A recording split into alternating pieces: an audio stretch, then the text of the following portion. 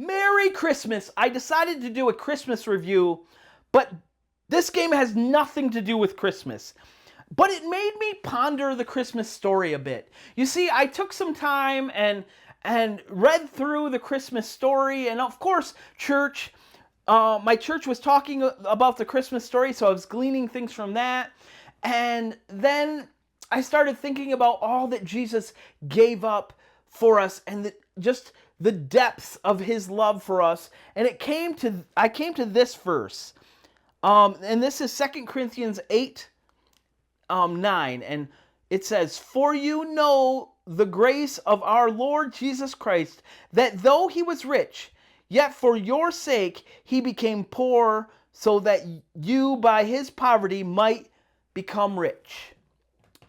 And man, it just made me really just think about how much he gave up. I mean, Jesus was in the beginning. So he was there with the Father in the beginning. And he was in heaven until he came to be a baby. So he was in the heaven that, they talk about having streets of gold and gates of pearls and just this amazing place with angels that worshiped him. And he was God in heaven with the Father. And then he came and was a baby, like a real baby that needs its diaper changed and needs somebody to feed it and take care of it all the time. And not a baby in the 21st century with all the luxuries that we have now, but no, 2,000 years ago, he was a baby. And he was a baby that was born not in a hospital or a house, was in a manger with animals, and he was in a feeding trough. And man, so he went from heaven to that. And then he when he left heaven, he knew that he was giving all that up to come and be a baby and to live a full human life and then to die on our behalf so we could be reunited and be rich in heaven with him someday. And to be rich living in life knowing that we're not alone and he's with us. That's amazing. I just think about the depths of his love and just think about, as a father, how much I love my kid. I mean, it's Christmas and man, I love giving my son presents, and man, I really do spoil him on Christmas and his birthdays and all those things. And I think about all the gifts that I've given my son over the years, and you could put all of them together and they pale in comparison to the gift that Jesus gave us by coming and being a baby here on earth, that we celebrate on Christmas. It just really makes me realize that my love for my son is shallow in comparison to the love that Jesus has for you, me, and everyone. That is amazing. And that's what this game made me ponder. And also, I think it's a really good game, and this is Shallow Seas. So obviously, I started thinking about how shallow my love and how deep Jesus' love is for us, and that's what got me to the Bible verse that I read and all of those things. So, but before I get into my thoughts of this game, I'm going to do a quick overview and I'll be right back. In the game, each turn, you're going to be taking one fish and one tile. And typically when you're grabbing a fish or a tile, if you want this fish, you have to grab from the same column. So you need to get this tile or this tile. If you wanted this tile, you have to grab that fish. So you have to stick to those parameters typically. Now, there are ways to get around that, but that is the basic turn structure. But with the seashells, you can manipulate that, and I'll talk about that in a second. But so if I wanted, say, this fish, I could take this tile and I could place it here, and I have to place it next to this tile and always next to one of the tiles that's already played. Purple fish, you really want to line up the colored fish with the color on the corals because that's how you're finishing them up. So, and then you would redraw um, a tile for here, and you'd redraw a fish, and that would be, it'd be ready for the next person to take their turn. Now, if on your next turn, say you took this tile and this, you would actually complete this tile because you got both the purple and green, and then this would flip over. Now, when you flip it over, you always have to take one of the fish and place it on here. Now, you don't have to match the color, but for this particular scenario here, I would want to put the purple here because I can use the green for that one. So this is a completed fish and a completed coral. Now, for the sea life, the way you complete the sea life is, say I had also completed this tile and this was flipped over, and I put that on there. This here says I want unequal coral tiles, so different colors. So this is a purple and a green, so that would flip over, and I would complete this tile and flip that over. And you get the points that are on the tile. Now, coral, if you don't flip them over, you score nothing. For the sea life, it gives you if you've only completed partial, it'll give you how much you get for only completing part of it. So if I only got one tile or coral next to it, I would actually only get 2 points. So, but anyways, that is how that works. Now, there's a couple things. If you had fish on your board and you needed to move it, say you had this tile over here and you wanted to get that purple fish there, you can also spend seashells. And I didn't talk about this before, but when I flipped these, I actually would have gotten seashell for each one of those tiles I flipped. So I would have had 5 if I had completed all 3 of those.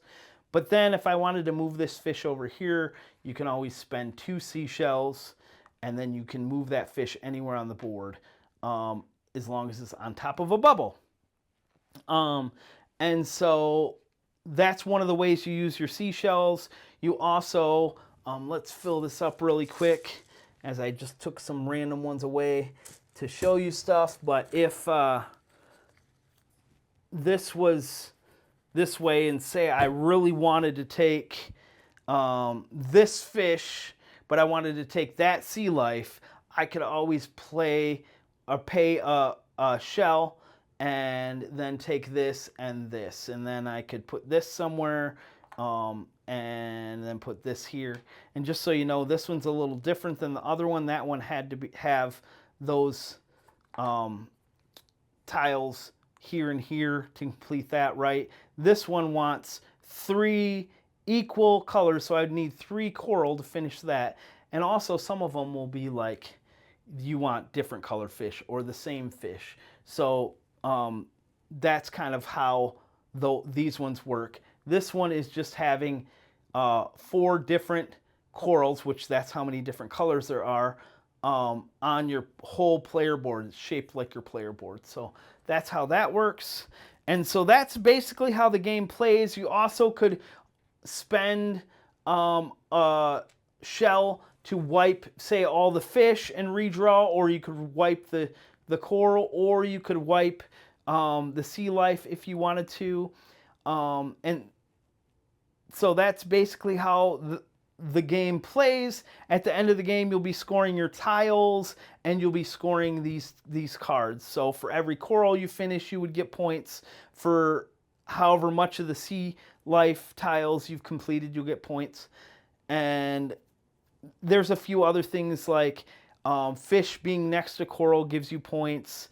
And for each different sea life, I think you get points. And then you'll score these cards as well. And this one is for every sea life that is in the middle, you would get 3 points. So I would get 3 points for that one, and they have to be completed. And this one is for having like doubles of different colored sea life. So if I had, 2 yellows on my board, I would get 3 points. So, and that is how you play Shallow Seas. Okay, what do I think of Shallow Seas? Well, first thing, art and components. Now, the art on the cover of this box is amazing. It's probably the cover of the year and is what drew me to this game. Now, the art on the inside, not as good, but I do think it's really good. I think the coral tiles look really nice. I think the sea life tiles, you're like, ooh, I got a manta ray, you know, or whatever. That's super nice. The fish on the board really pop. They're vibrant. Those bags, the art on the bags are really nice. So definitely the art is nice, but it's not as good as this cover, let's be honest. But then I think the components really shine in this game. So you have a linen finished rule book that's really well laid out. You have chunky wood pieces that are not, yeah, chunky wood pieces, like the fish and the coral. The cardboard bits are nice. They're not flimsy or cheap. They punched out really easy. And then you have those silk bags. And when I pulled those out of the box, man, it just felt deluxe, like luxurious. And it just really made me want to like this game. So yeah, I think that the art and components, 2 thumbs up. So now let's move on to ease of play. So I think this is a really easy game to play. And I think with the theme and how easy it is to play, the turns are really simple. They do make you think a bit, but I think you could get a lot of different people to play this game. The one area that I think people struggle with in this game when you're teaching it and when you're playing it, a lot of people will ask you what the different sea life do because they'll forget, because the iconography, I think, confuses them. Maybe it could be a little better. I think also people can forget if they're going for coral or fish when with the formations and stuff, and that can kind of confuse people sometimes, or they can forget about it because it's really small. So I think maybe that could be better, but overall this is an easy game, and I think you could get a lot of people to play this, which tends to be something that draws me to games too, because I really like playing games with people, and not everyone wants to play Twilight Imperium or something really complicated. So ease of play, definitely, I think a good one. Now gameplay, I think the game gets a lot of its DNA from Cascadia. I don't know if there was a designer involved or they were just inspired by it. And I'm not saying that is a bad thing at all, but you know, like the little seashells are a lot like the acorns. They function similarly. You're taking some fish like the wildlife in Cascadia, tile, and putting it in front of you. That's very similar, functions very similarly. So it's a lot like Cascadia. I really like tile laying, so I enjoy like trying to figure out where to put the tiles. It's the most efficient, so I really like that a lot. But the thing that I really like about this over, say, a Cascadia is the combos that you can do. Like if you have a bunch of fish, you could like complete a bunch of coral and sea life all at the same time and move fish around using your seashells, and then get all your seashells back because you completed so many things, and it's just very satisfying. You get a lot of points on that turn, and that feels really good. And I don't think you really get those moments in, say, Cascadia and games like that. I mean, I'm sure there's games that you get combos in, but I just think that this has the feel of Cascadia, but with those exciting moments where you're really like comboing things together. So I really like that. One area that I think, you know, I've found games where I've played where I've spent all my seashells and I didn't maybe place some tiles like the coral tiles very well, so the fish aren't lined up and I can't move them. And so that can slow down the game a bit. So you got to be conscious of how you're placing those fish and the coral and things like that, so you can make the game more efficient. So that can slow things down, and I think could maybe make some people not want to play it if they had a few games like that in a row, if they weren't good at like placing the tile. So I could see that, but overall, everyone I've played this game with has really liked it. And yeah, I just really like moving my fish around, and like when it just feels really satisfying when I complete a bunch of stuff. And I know I said that already, but man, I was like, at first when I first played the game, I actually thought you could only move the fish one away. And once I realized you could, like with 2 shells, you could move it all the way to the other side or anywhere on the board where there was a bubble, I was like, that just changed up the game and just really made it sing for me. I've had a lot of fun playing this. I've played it a bunch. And so, yeah, gameplay I really like. It really feels like Cascadia. So, and that's a fun game. And I think it's very accessible to people. And this is just, instead of the Cascadian Mountains, you're in the sea with, building a coral on the seafloor, and that's really cool. So, all right, and then the last thing I wanted to talk about, the variability. Now, my last review, I talked about a place for all my books, and I talked about how there wasn't a lot of variability. It's like the game you play is the same. And this gives you a bit more variability with, you have these end game goals that you're working towards, which can change up the game quite a bit. And there's several of them. And there's blue ones and there's orange ones, and you can switch those up. So that gives a lot of variability. And then there's a lot of tiles that you can change up the sea life that you're pulling, and that can change it up. Now, the sea life are pretty similar in the base game. But it does make the formations different, so it does change up the puzzle. But then there's a couple expansions, which I have not played yet. But I like the game so much that I bought all the expansions, so I'm excited to play with the expansions as well, because I don't typically these days buy all the expansions for something. I'll watch reviews and be like, oh, well, we'll see if we like it. This one I liked enough, I wanted some more variability. And so I know the expansions will make it even more variable. But even out of the box, I think there's a lot of replayability. So I think that definitely 2 thumbs up for that. I mean, it's not the most, like, it doesn't change it up like drastically or anything like that. But for a simple game, having just that little bit of variability, I think is good. So I definitely like the variability in this game. And so overall, my thoughts of the game, I actually really like this one. Have had a lot of fun playing it. I tend to really like tile-laying games.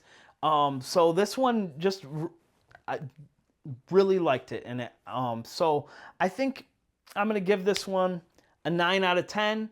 We'll see if it stays there, but for now, that's my rating for it. And I hope to, play some of the expansions. It might even go up with the expansions. But yeah, so if you like games about underwater themes, you should check this one out.